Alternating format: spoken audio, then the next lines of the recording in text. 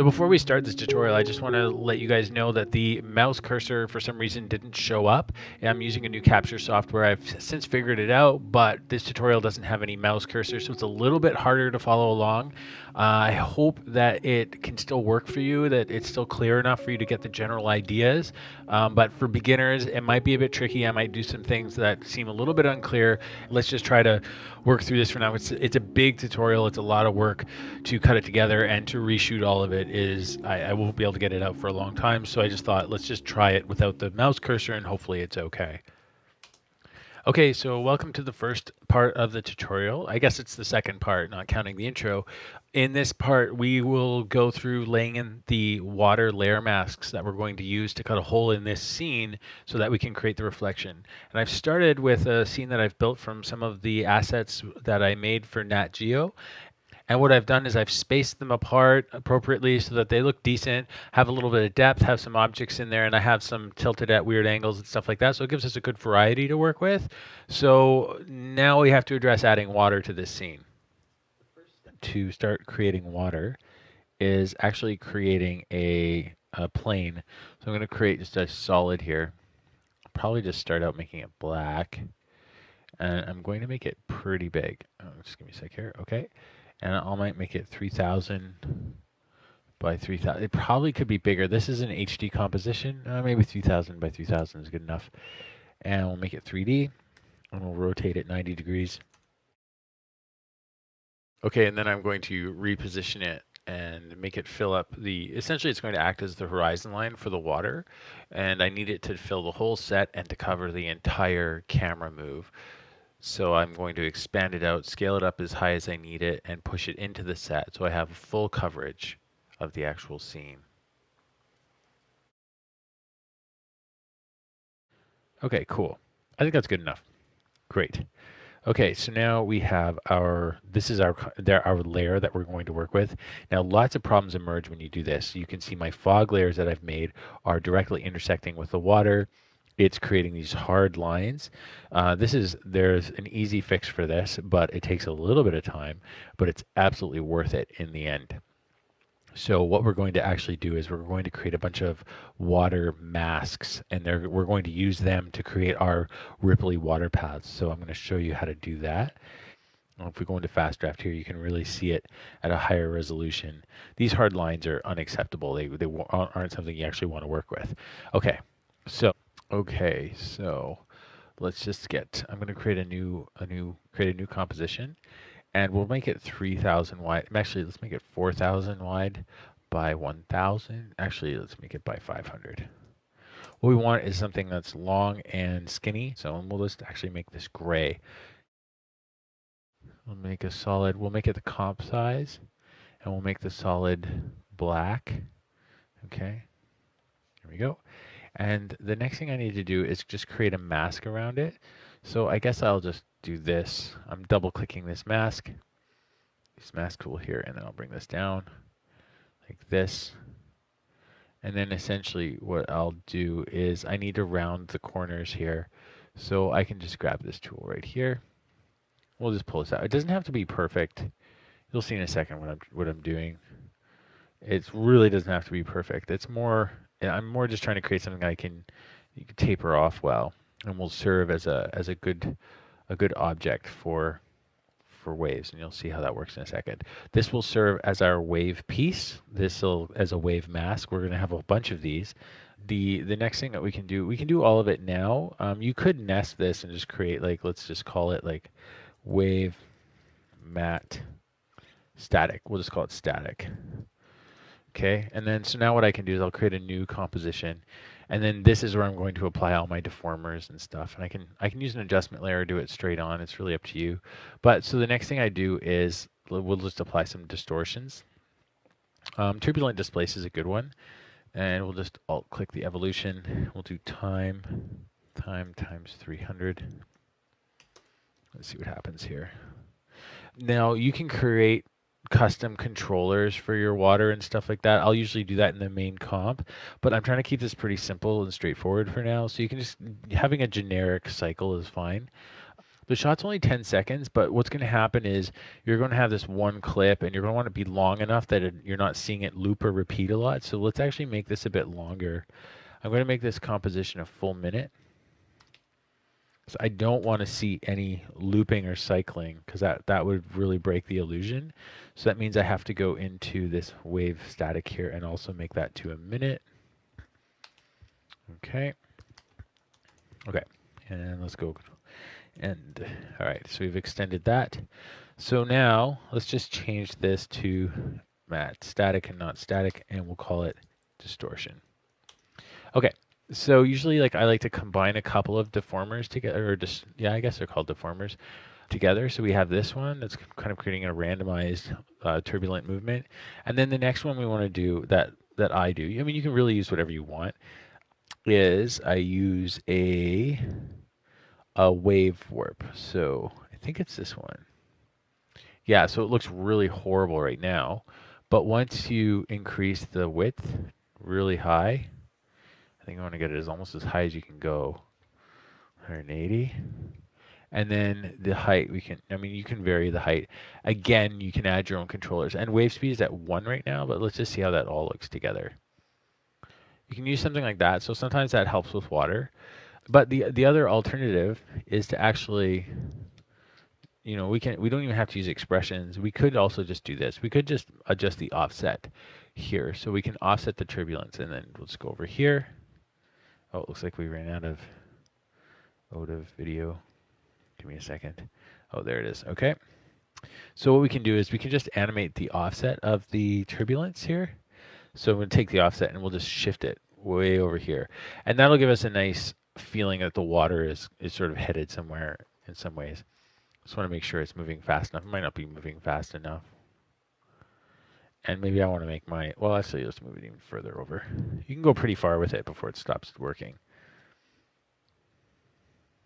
I think I might actually even make the waves just a touch smaller or increase the complexity. So let's see how that looks. And I think 2 is really too big. So let's make them 50. This can take quite a bit of experimentation to get the right look. And you can achieve this in many ways. You can have 2 deformers on top of each other. And those can, so what you could have is you could have a wide deformer that has a simple complexity, and that creates sort of your big waves, and that can be quite large. So maybe we'll put the size to like 100. So that continues to be a very large wave. And then you can make another one. So we'll just duplicate this. And this evolution will change that as well. We'll make this one little. Make it 25. Increase the complexity a little bit. Maybe that's too much. Like that. Maybe a little bit bigger. And we can, I don't know about the amount, but let's also change the evolution speed because we don't want them evolving at the same speed. So now we have 2 of them. Let's just change the name of this. Turbulent displace mini. Those are going to be our little wave. Oops. Those are going to be our little waves. So we'll make that mini. And I think with that, what we can do is we will change the offset time, and we'll make it faster. So they're like little tiny waves that move a little bit faster. And with this kind of thing, you can get a little bit more, I guess, nuance in your waves. It's really up to you. I mean, I'm not sure. It's not necessarily the best. The other thing we can do is just change where our evolution starts. So if we take the offset. So let's take the offset and we'll actually shift it over a whole bunch here. So it's not exactly the same. And we can put pinning to none if you want to. None. There we go. So I think what this might do is give us just a little bit more natural water feeling. So now we have multiple levels of waves happening. It's rendering pretty fast. Okay, so now that we've made this, we can bring it into the reflection shot, and we can actually see how it's going to help us. So this is the one we want. We have the wave matte distortion. So now we're going to start putting in the water layers. And with the water layers, I usually try to make them a really distinct color, and I group them all together just so that they're easy to identify. But the way this is going to work is, I'm just going to layer this in. The way this is going to work is this is actually going to create a really nice mask for us. We'll eventually be using it as a stencil to cut out the layers. So you can see it already kind of working, even though we're cheating at the moment. But you can see what it actually does is it will start creating a watery feel to everything. So I'm going to scale it up a bit because I don't want to have to make a million of these things because they are, the more you have, the slower the render because they are a little bit intensive. You could render them out potentially as TIFF sequences or PNGs or little MOVs or something, but I find for some reason that that is even slower, and I'm not really sure why. Maybe it's just my graphics card or whatever, but you really have to know what works for you. What I'm going to do is I'm going to start stacking these up. And my main goal here is coverage. I want to try to make sure that I have enough diversity and enough pieces that I'm covering all the main chunks that I'm trying to create my reflections in. But also, I want to eventually manage my depth in the scene and actually feel like the water is deep. So one thing, maybe we can do this right now. Well, I'm just showing you the basic principle. So the other thing you don't want is you don't want them right on top of each other. So right now we have 4910, and here I don't want that the same. So I'm going to put it at, maybe we'll do it 4810. It can be slightly in front. I'm also using at the end I have 4810. So with my fog, let's actually bring the fog. These are my fog layers. I'm putting them with at the end of every number they have a 5. So they're going to be 9505, or if they were 8000, I would do 8005. My waters are always going to be 10s. They're going to be multiples of 10. So this just helps me keep them from sitting on top of each other, because one of the things that can happen in After Effects, if there's two objects on top of each other and they have exactly the same Z depth, they can flicker a lot, especially if you start enabling shadows and doing anything fancy. So it's something you want to think about avoiding right away. One thing that can actually help make this wave process a little bit easier is we can turn off our black solid now that we know roughly how high everything needs to be, and then I can just gradually start placing these where I need them. So I'm going to bring that in a little bit. So you can place them, just sort of eyeball them at first, just so that they're in the right area.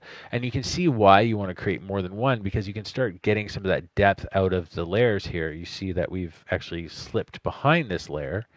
So now we're getting a nice difference between here and there. So again, I want to use multiples of 10. So I'll go 5010. Hopefully we can continue to work that way without being too picky. What I'm going to do is I'm going to lay out a whole bunch of these guys, and you will see how they work. One other thing you can do really quick before I get into that. You can reduce the opacity of them and, add them up that way, build them up whatever way you want. Okay, we're going to really quick take a look at what I did here as I laid out a whole bunch of them, of the water layers, and you can kind of see what I did. Maybe we'll turn on the wireframe mode. You can see I have a few. I don't have tons, but it might seem like a lot. The effect is worth it. So if we'll just go to adaptive resolution really quickly, and you can sort of see them there. I could always go more. I can keep adding more and more and more as the scene goes. So maybe I'll show you a way to continue adding a few more. I'll show you finishing them up a little bit. So you can see so far it's actually looking pretty good. I have the opacity put to 50. That's not necessarily representative of what my actual end opacity is going to be, but I'm just going to add a few more. So what I've basically been doing is just going up by 300. And just sort of placing these in the scene. Now, they don't have to be, as you get further away from the camera, you can actually go up even faster because the actual pieces go quite far away. Oops, so 10,000 there. And they don't have to all be shifted around, because actually what I'm going to do is I'm going to reposition all the timing of these guys, and that will give it the randomness that we're actually looking for. So what I'm doing in this process is I'm actually duplicating each one, and I'm pushing it further into the Z axis by about 300. So I start at 300 increments, and then I actually bring that up to 500. So this one we're like at 11,000, the next one will be 11,500, and the one after that will be 12,000, 12,500, 13,000. And then once I get far enough away, I start increasing them by increments of 1,000, because you don't see the change in distance that much. So then it will go to like 13,000, 14,000, 15,000, and so on, just until it feels nice and full. You really can see if the water doesn't go right to the island, you can see that in the parallax effect as the camera moves. So it's important to get as much coverage as possible. So we'll just stop at 1610. That is plenty. So let's just have a look at how it's feeling. You can see there's a lot of water going on in here. Right now, what's going to happen is all the water is going to be synchronized at exactly the same locations. So it's not going to look super good. We can put this to fast draft right now. We're going to lose the transparency of our fog layers, but the renders will go a lot faster. One of the things I do too is once I start getting to this point, and I have to move, I usually try to do my camera move before I put all this water stuff in because it slows things down so much. But one of the things you can do is if you really need to work on your camera move. That's where that flat black piece we did comes in handy again, is you can turn off all these water layers or put them into a nested composition. I'll show you that in just a little bit.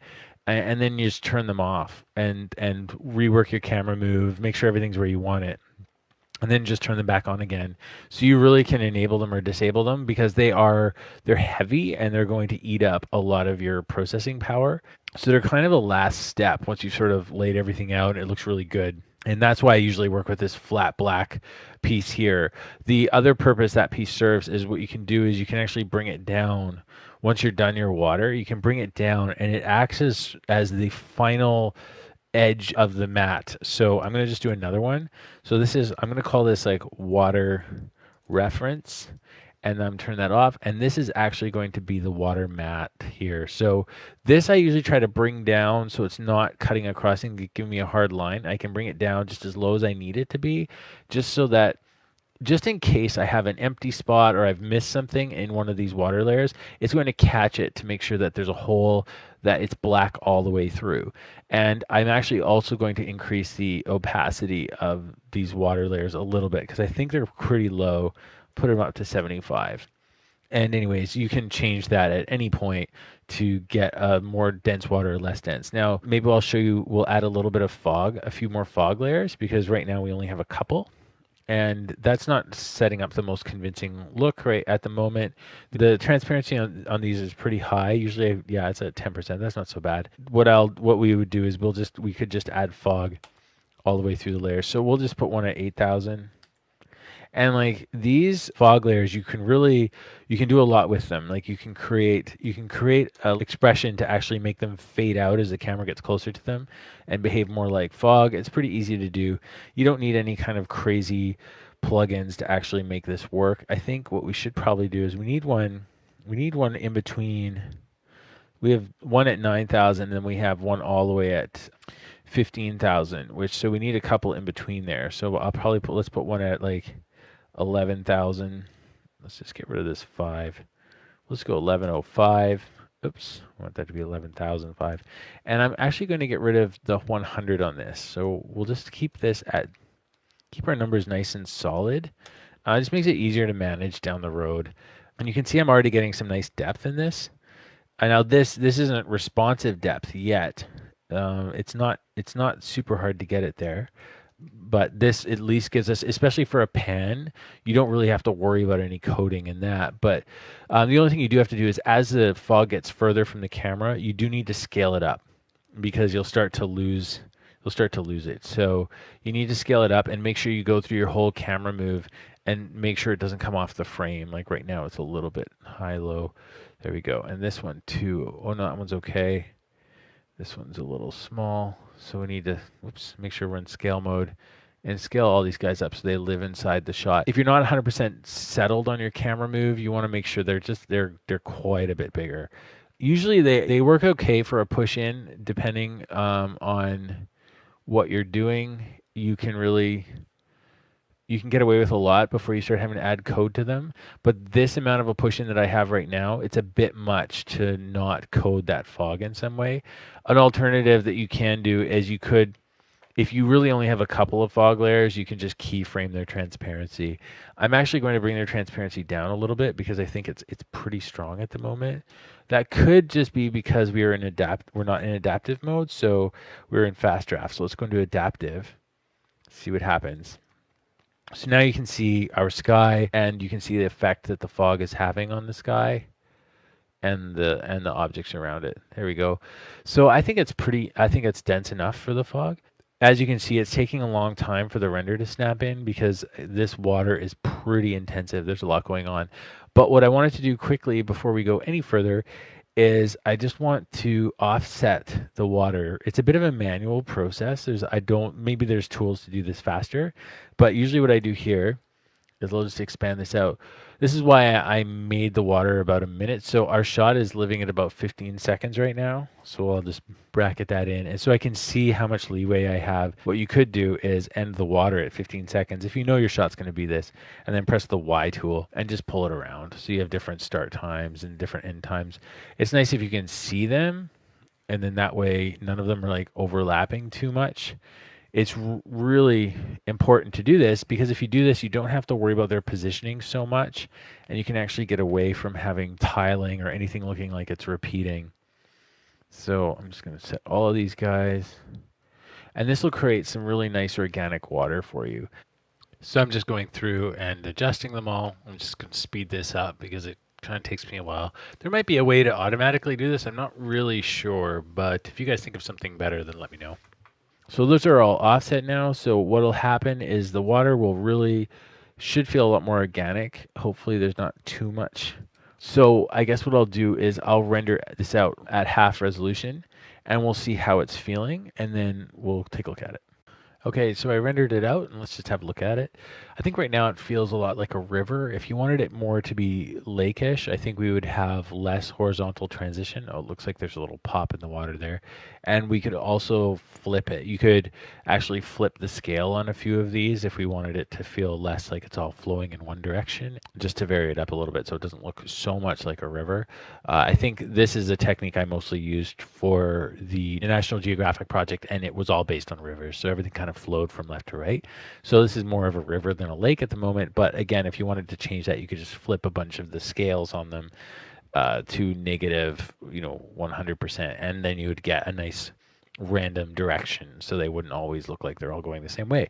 It's not perfect, but because we used all the same piece, really you just have to go into this one. You can modify this one, and that result is going to reflect back in the actual shot. I'm not going to worry too much about it right now. If you're not going to be doing a whole bunch of effects on top of this, you can pre-compose this and keep it all as one thing.